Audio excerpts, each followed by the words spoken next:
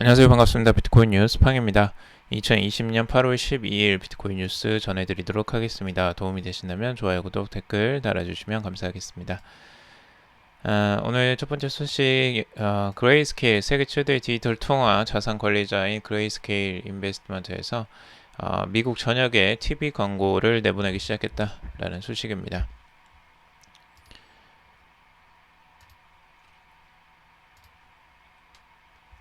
30초 분량의 이 그레이스케일의 TV 캠페인은 이 돈의 역사를 짚고 있는데요. 이 스틸과 동영상은 이제 조개 껍질과 금속을 포함한 이 다양한 형태를 취하면서 이 돈이 수천 년 동안 어떻게 진화해 왔는지를 보여주고 있습니다. 보이스오버는 이 시청자들에게 정부가 발행하는 화폐인 법정화폐에 가치를 두고 있는 오늘날 무제한의 돈을 찍어내면서 가치의 작별을 구하고 있다라고 상기를 시키고 있습니다. 그러면서 오늘날의 디지털 세계에서 왜 통화도 디지털이 아닌가라고 질문을 던진 후 이 그레이스케일이 돈의 미래에 접근하는 방법이라면서 이 비트코인, 이더리움, 트러스트 등 이 그레이스케일의 투자 상품 리스트가 화면에 등장을 합니다.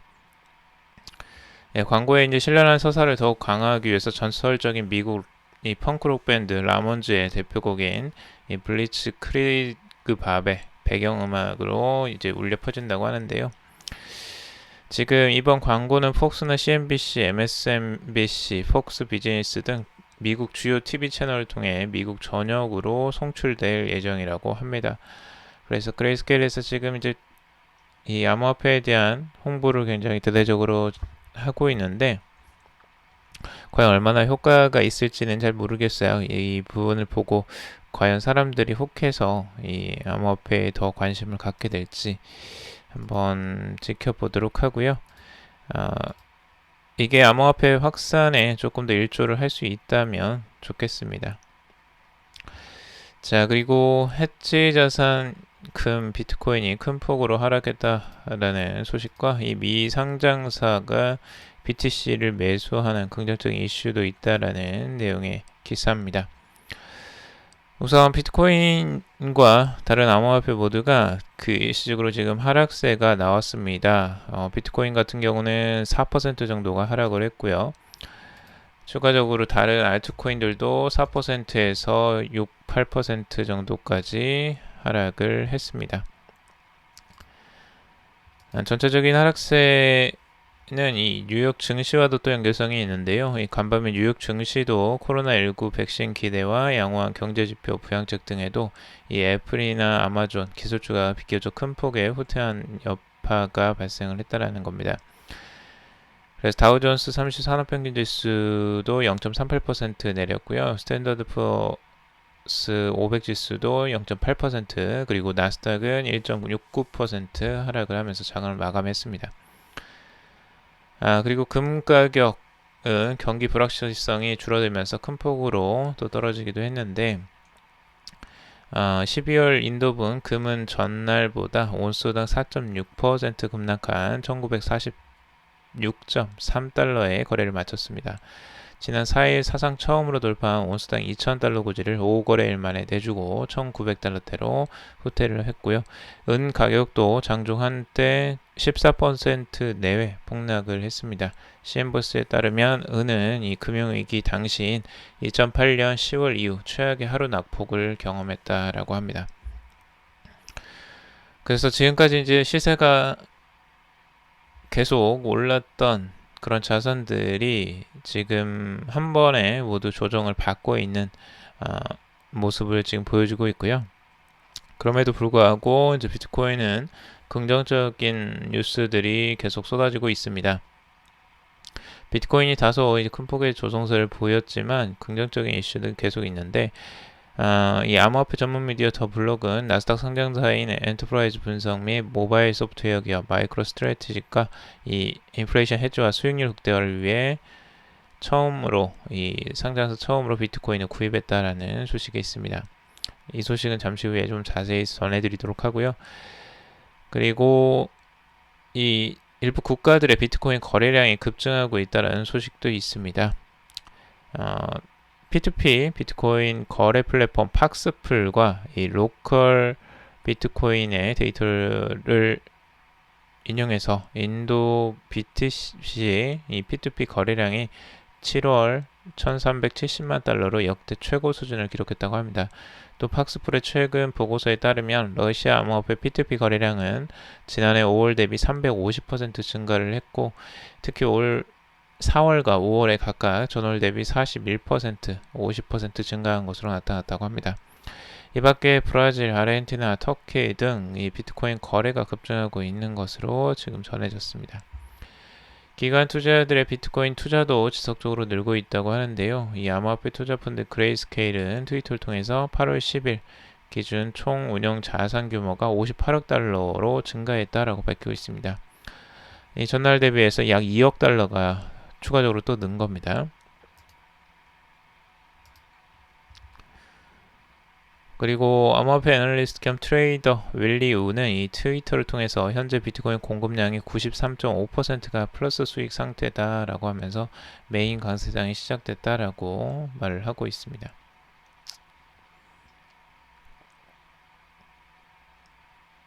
그리고 암호화폐 분석업체 글래스노드에서 이 비트코인 MVRV 이 특정 암호화폐 자산의 실제 시가총액을 이 독자적인 지표인 실현 가치로 나눈 값을 말하는데요.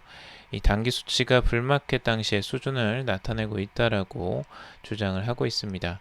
이 클래스노드 데이터에 따르면 최근 이 비트코인 MVRV는 1 이상을 기록하고 있다라고 보고 있는데요. 앞서 2017년 불마켓 초기 단기 당시 이 단기 MVRV는 1.25 이상을 기록했다고 합니다. 현재 MVRV는 1.25에 지금 근접을 하고 있다라고 보고 있고요. 이에 대해서 글래스노드는 이 비트코인 MVRV 단기 지표가 불마켓 가설을 뒷받침하고 있다라고 하면서 MVRV 1 이상은 역사적으로 불마켓의 신호로 볼 수 있다라고 설명을 하고 있습니다. 한 가지 지표로서는 활용할 수 있을 것 같은데 이것만 맹목적으로 볼 수는 없겠죠. 자, 비트코인의 가격 상승과 하락 같이 한번 살펴볼 건데 우선 단기적으로 하락세가 나왔습니다. 4시간 봉으로 하락세가 뚜렷하게 4% 이상 하락을 했고요. 우선 1200달러 선, 11,200달러 선을 살짝 깨다가 다시 현재 11,336달러 선에 머물러 있는 상태입니다. 이렇게 이제 위로 삼각으로 수렴해 가나 했는데 그 삼각을 깨버렸어요. 지금 단기적으로 외부 시장의 영향으로 지금 같이 떨어지는 것으로 좀 보여집니다. 미국 증시나 아니면 금의 가격 모두 다 하락했기 때문에 지금 단기적으로 비트코인도 그것에 따라가는 모습을 보여주는 것 같습니다. 우선은 위쪽으로 상승하는 이 어센딩 트라이앵글 패턴은 단기적으로 깨져 있고요. 여기에서 다시 얼마나 회복을 빨리 하느냐에 따라서 또 그 패턴을 다시 찾을 가능성들이 있을 수 있고 아니면 여기에서 이제 다시 횡보를 오랫동안 하거나 아니면 추가적인 조정세 시장을 따라서 조정세가 또 나올 수도 있습니다. 그래서 그 부분 유념하면서 봐야 될 것 같고 지금 지지선으로 볼 때는 이제 11,200달러 선과 11,000달러 선 그리고 이 1,600달러 선 여기를 또 지지를 받는 게 굉장히 중요해지는 순간입니다. 자, 그리고 알라마스터즈 단기적으로 지금 비트코인의 조정을 지금 전망을 하고 있습니다. 우선 이 피보나치 되돌림으로 봤을 때 0.786 구간인 9,683.7까지의 조정도 지금 열어놓고 보고 있는데요. 꽤 많은 조정들이 나오는 거죠. 그래서 상승의 이제 초기 시점 0.786 구간의 조정이 단기적으로 나올 가능성이 있다라고 지금 보는 전망입니다. 그리고 다른 분석가의 분석인데요. 이 분석은 지금 현재는 조금 단기적으로는 틀렸어요. 단기적으로는 지금 이 삼각으로 수렴을 했지만 위쪽으로 지금 가지 못하고 아래쪽으로 단기적으로 떨어져 가지고 여기 살짝 깨지긴 했습니다.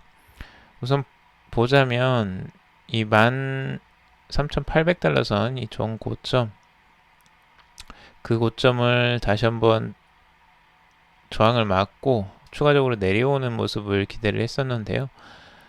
지금 11,000달러와 만 달러 이 사이 정도에 지금 위치할 이 지지선 역할을 한번 받고 다시 한번 올라가는 모습을 기대를 했는데 글쎄요.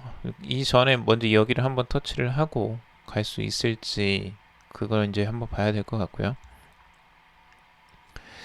자, 그리고 암호화폐 채굴업체 주가 상승폭이 이 비트코인을 크게 웃돌았다라는 소식입니다. 지금 비트코인은 하락을 하는 와중에 있었고 지금 오히려 암호화폐 채굴업체의 주가 상승폭은 비트코인보다 높았다고 하는데요. 지금 비트코인 가격은 1년 전과 비교해서 이제 3%가 상승했는데 반면 대표적인 상장 채굴 기업인 라이엇 블록체인과 이 마라톤 패턴트가 각각 97에서 128% 올랐다고 보도를 하고 있습니다.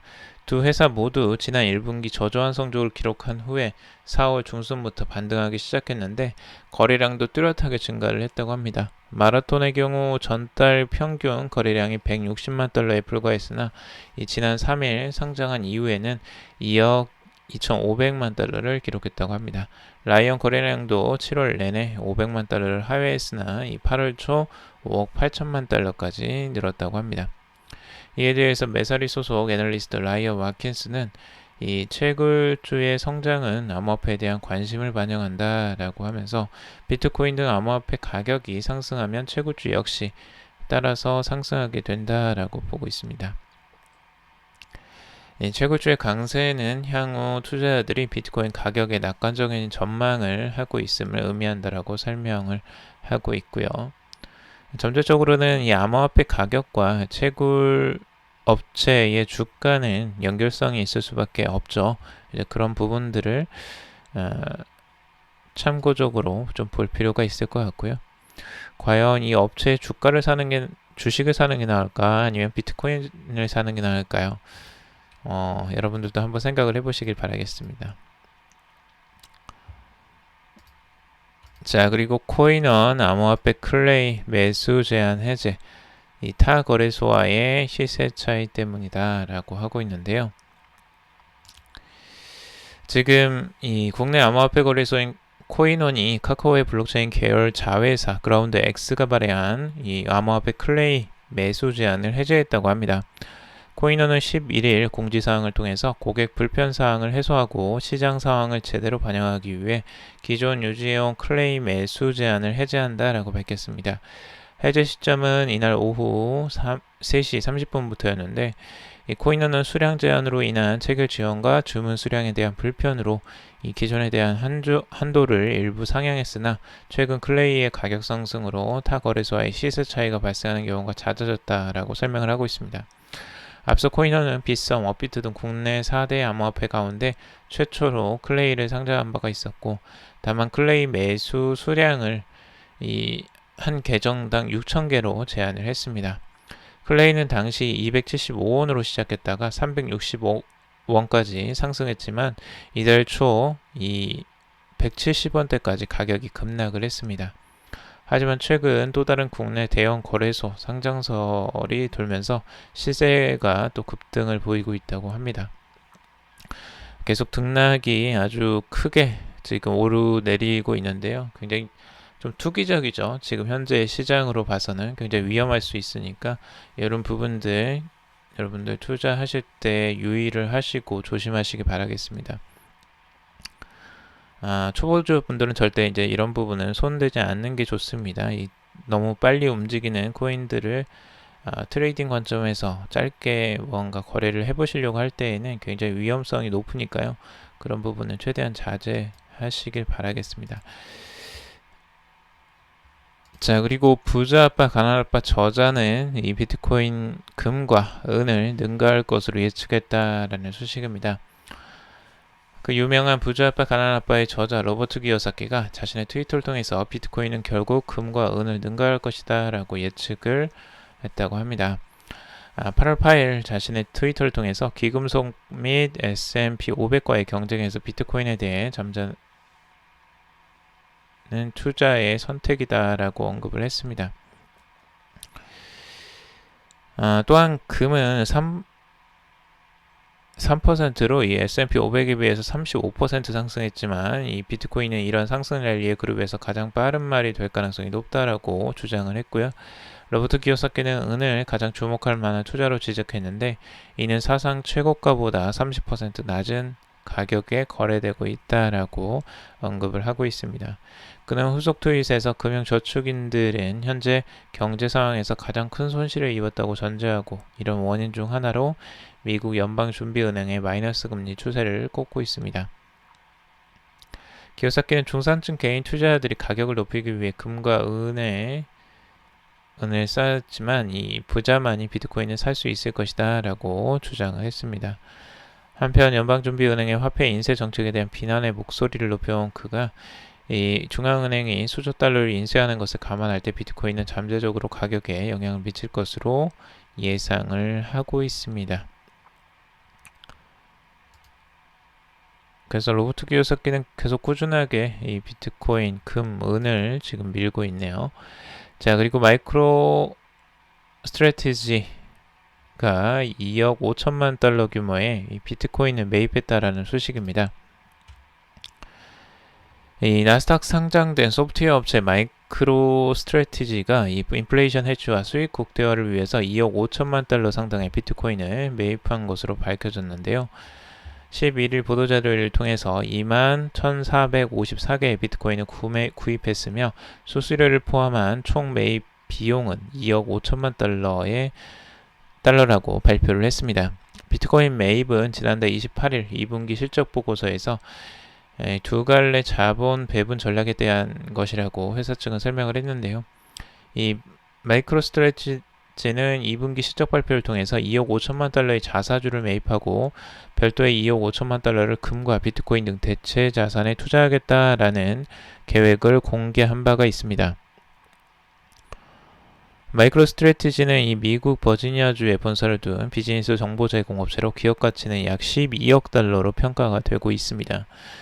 여기에 마이클 세일러 CEO는 비트코인 투자는 이 주주들을 위한 장기 가치를 극대화한다는 새로운 자본 배분 전략의 일부라면서 이번 투자는 비트코인이 의지할 만한 가치 저장 수단이자 장기적 관점에서 현금 보유보다 매력적 투자라는 우리의 신념을 반영한다라고 설명을 하고 있습니다. 그는 이어서 비트코인에 대한 투자 결정은 경제 및 비즈니스 환경에 영향을 미치는 여러 거시적 요인들에 의해 일부 주도됐다라고 밝혔고요. 세일러는 코로나 바이러스 사태로 초래된 경제 및 공중보건상 위기, 양적 완화를 포함한 사상 유례 없는 전 세계적 부양책, 그리고 글로벌 정치, 경제적 불확실성 등을 거시 요인의 사례로 들었습니다.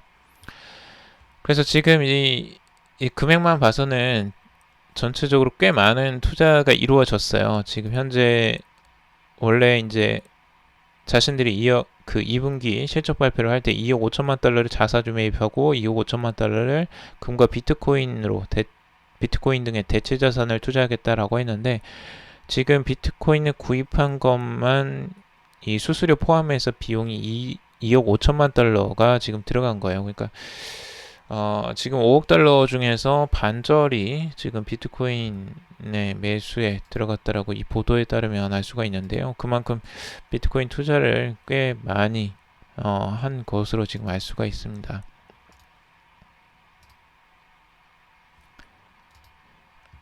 자, 그리고 전 월스트리트는 점점 이더리움과 디파이가 대세가 되고 있다라는 말을 했다고 하는데요. 이 시티은행의 전 월스트리트 채권 전문가이자 트레이드 블럭의 연구 책임자인 존 토다로가 탈중앙화 금융 디파이와 이더리움이 대세가 되고 있다라고 주장을 했습니다. 이는 더 많은 트레이너가 이 디파이에 관심을 기울이기 시작함에 따라서 그는 디파이가 이더리움의 공급과 수요에 미치는 영향에 대한 자신의 연구를 공유했다고 합니다. 토다라의 의견은 이 분산금융의 기록적인 성장이 속도를 내고 있고 이 데이터에 따르면 현재 47억 달러 이상이 걸려 있고 올해 6월 초에 10억 달러가 넘어섰다라고 언급을 했습니다. 바로 1년 전만 해도 5억 달러만이 잠겨 있었는데요. 이 디파이의 대출 프로토콜 중 하나는 이 토큰과 플랫폼과의 상호작용을 통해 사용자에게 배포가 되는데 이 사용자는 더 나은 토큰과 수익을 얻고자 자금을 걸고 빌려줌으로써 수익을 올리는 추세를 이끌어냈습니다. 이는 빠르게 성장하는 원동력으로 또 작용을 했는데요. 그는 이제 다른 게시물을 통해 2019년 이후 사용자가 금융 플랫폼에서 이더리움을 담보로 디파이 서비스에 접근하는 동안 월 평균 성장률이 17%에 이르렀다라고 언급을 했습니다. 또 작년 한 해 동안 평균 12만 5천 이더가 디파이에 추가가 되었다고 합니다. 이처럼 성장률이 안정적으로 유지되면서 매월 수백만 달러의 상당의 이더리움이 탈중앙화 플랫폼에 들어갈 예정이라고 하고 있고, 해당 수치대로라면 올해 4분기까지 더 많은 수요가 초과할 수 있다라고 주장을 하고 있습니다. 그만큼 이 이더리움 그리고 디파이가 굉장히 중요한 시장으로 지금 자리매김하고 있다라는 걸 알 수가 있고요. 자, 그리고 네오플라이가 이 카카오 클레이를 맡기면 보상주는 서비스를 출시한다라는 소식입니다.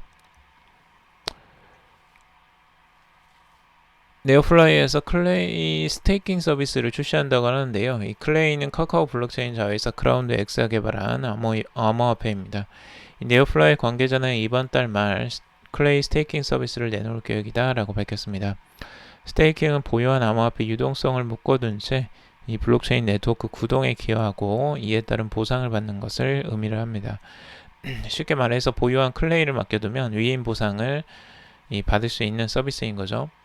이 네오플라이 스테이킹 서비스는 기존 네오플라이 암호화폐 지갑인 엠블록스 월렛에서 지원될 예정이고요. 엠블록스 월렛 모바일 어플리케이션 내에서 언탭이 추가되는 형식이라고 합니다. 관계자는 언탭이 들어가서 사용자는 손쉽게 클레이를 예치하고 보상을 받을 수 있다라고 설명을 하고 있습니다. 보상을 받을 수 있는 최소 위임 기간은 정해져 있지 않고요.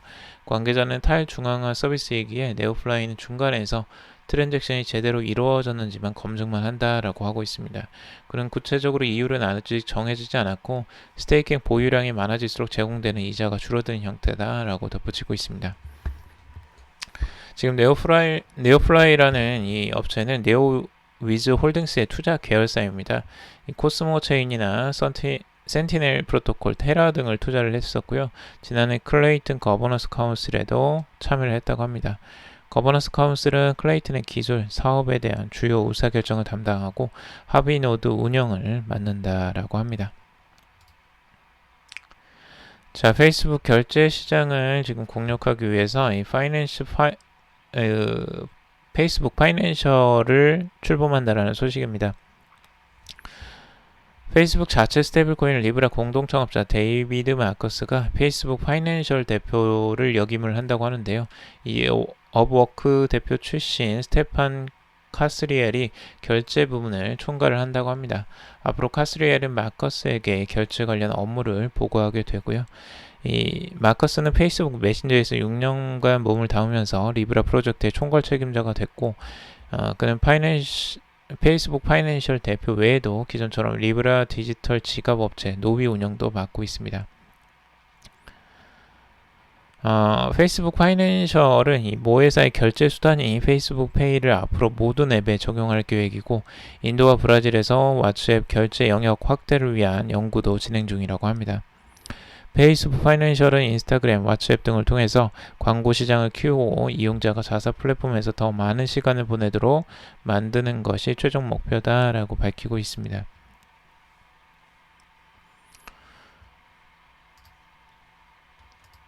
자, 오늘은 여기까지 정리를 해봤습니다. 여러분 도움이 되셨길 바라고요. 도움이 되셨다면 좋아요, 구독, 댓글 달아주시면 감사하겠습니다. 투자에 관련된 정보들은 참고사항일 뿐이고 조언이 아닙니다. 투자하실 때 여러분들 스스로 꼭 판단하시고 결정하시기 바라겠습니다. 금일도 방송 들어주셔서 정말 감사합니다.